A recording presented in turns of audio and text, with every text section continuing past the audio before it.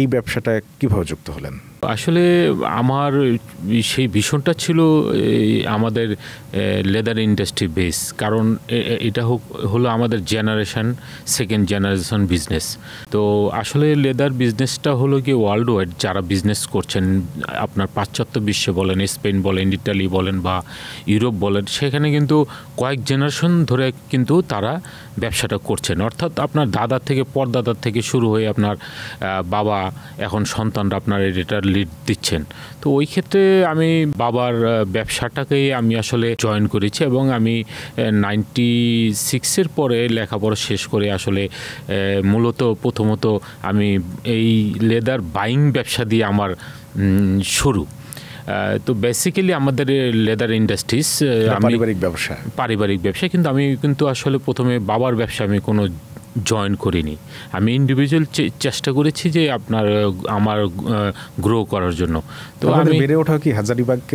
দেখুন না, আমার বেড়ে ওঠা আজিমপুরে, আমি জন্ম আমার আজিমপুরে। আমরা এখানে জিকাতলায় চলে আসি 80 দশকে। তারপরে আপনার এইখান থেকে আসলে দেখা সেই চামড়ার ব্যবসা, ট্যানারি, সব কিছু মিলিয়ে ট্যানারি ব্যবসাটা ছিল মূলত পাকিস্তানিদের হাতেই ছিল ব্যবসাটা। বাঙালি গুটি কয়েক যে ব্যবসায়ী ছিলেন, তার ভিতরে আমার ফাদারও ছিলেন একজন ট্যানারি ইন্ডাস্ট্রি মালিক দেশ স্বাধীনতার পূর্বে। তো এইখানে দেখা গেছে যে আসলে তারা কিন্তু প্রচুর স্ট্রাগল করেছে এবং এইখানে আমাদের যে র মেটেরিয়ালস অ্যাভেলেবিলিটি, যে হাইটস আপনার হচ্ছে, স্কিন হচ্ছে, কোরবানি হচ্ছে, মুসলিম প্রধান দেশ, এইগুলো কিন্তু আসলে অতীতে আপনার দেশ স্বাধীনতার পূর্বে আপনার কিন্তু এইগুলো কলকাতা সহ পশ্চিম পাকিস্তানে চলে যেত।